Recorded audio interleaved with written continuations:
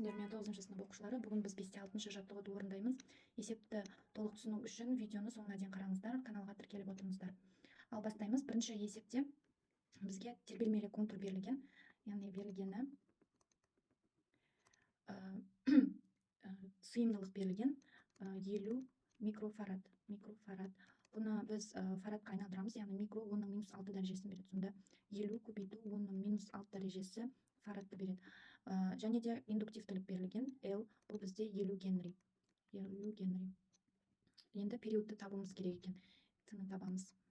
Периодтың формуласы Т-тен болады 2π LS. Енді осының орнына қойып шығайық. 2 көбейту 3,14 түбірдің астында 50 көбейту 10-6 дәрежесі тең.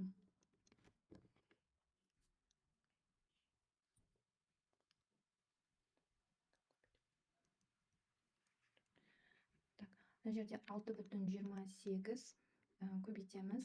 50-ден біреуі түбірден шығады, яғни 50 көбейту 10-3 дәрежесі шығады деген сөз. Сонда осыны ықшамдайтын болсақ,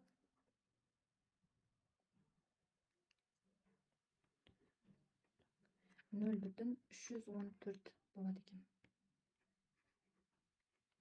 Секунд. Енді екінші есепте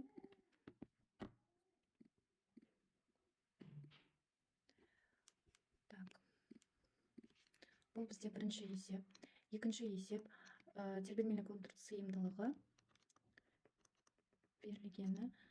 Сыйымдылық берілген 2 пикофарад. Пико дегеніміз ол 10-12 дәрежесі фарадқа тең болады. Және индуктивтілік берілген L10 микрогенри. Микро жаңа есепте айттық, бұл 10-6-сын береді. Сонда 10 көбейту 10-6 дәрежесі генри деген сөз. Тербеліс жиілігін табуымыз керек. Яғни мюді табамыз. Бірінші периодты тауып алайық. Периодтың формуласы 2π LS-ке тең. Осының орындарына қоямыз. 2 көбейту 3,14 түбірдің астында 2 көбейту 10-12 дәрежесі көбейту 10-5 дәрежесі деп жазсақ болады. Мына жерде 2-ні 3,14-ке көбейтетін болсақ 6,28 болады. Енді түбірдің астын ықшамдаймыз. Онда бізде 0,45 көбейту 10-8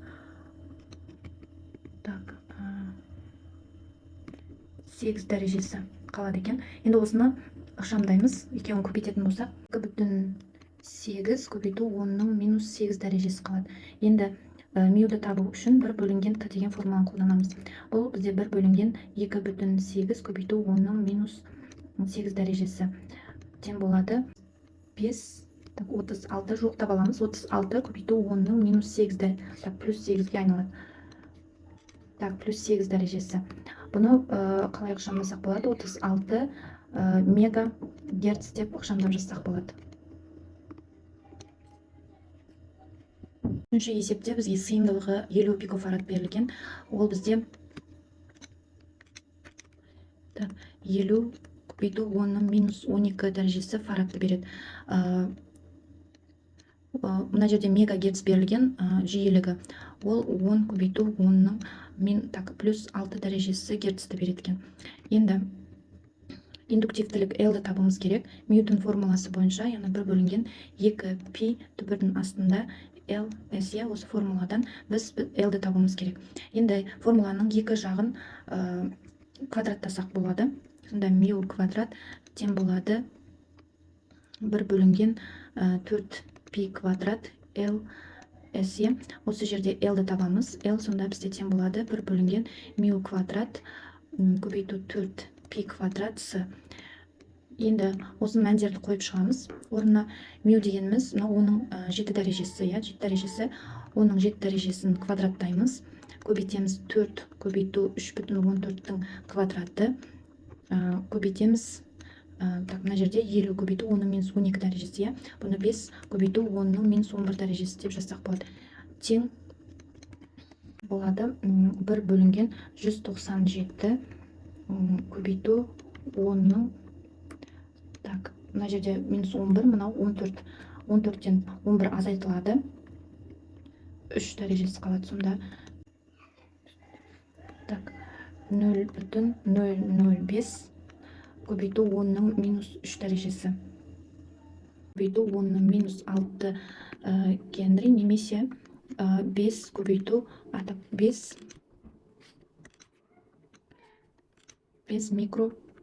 микро генри дейді. Жауабы осындай болады. Төртінші есепте тербелмелі контур сыйымдылығы 250 пикофарад және индуктивтілігі 10 микрогенри. Бізге тербеліс жиілігі мен периодын табу керек. Пико бізде 12 минус 12 дәрежелі, яғни 250 көбейту 10-ның минус 12 дәрежесі фарад болады. Мына жерде 10 көбейту 10-ның минус 6 дәрежесі генри болады екен. Енді бірінші тербеліс периодын табайық. 2 пи турасында LS деп. Осыған мәндерін қойып шығамыз, яғни 2 көбейту 3,14 түбірдің астына 250 көбейту 10-ның минус 12 дәрежесі көбейту 10 көбейту 10-ның минус 6 дәрежесі. Осыны ықшамдаймыз. 31,4 көбейту 10-ның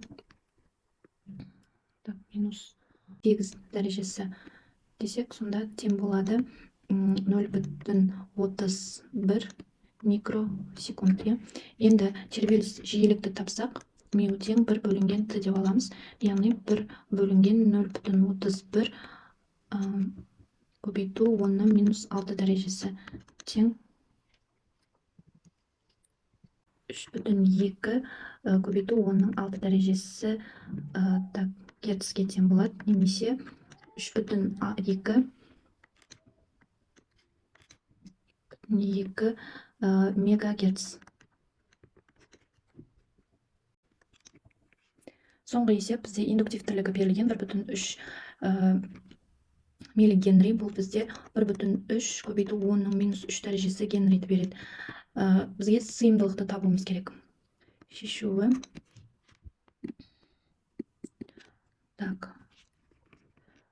Бірінші жиіліктің формуласын жазайық. Бұл бізде 1 бөлінген 2 пи түбірдің астында LS.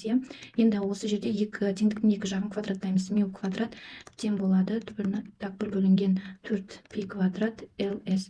Енді сыйымдылықты табайық. Осы жерде 1 бөлінген 4 пи квадрат L көбейту меу квадрат. Енді мәндерін қойып шығамыз. 1 бөлінген 4 көбейту 3,14-тің квадраты. L бізде 1,3 көбейту 10-ның минус 3 дәрежесі көбейту 9, жиілікті бірден квадраттасақ. 1 бөлінген 461 көбейту 10-ның минус 3 дәрежесі тең болады. Шамамен 2,2 фарадқа тең.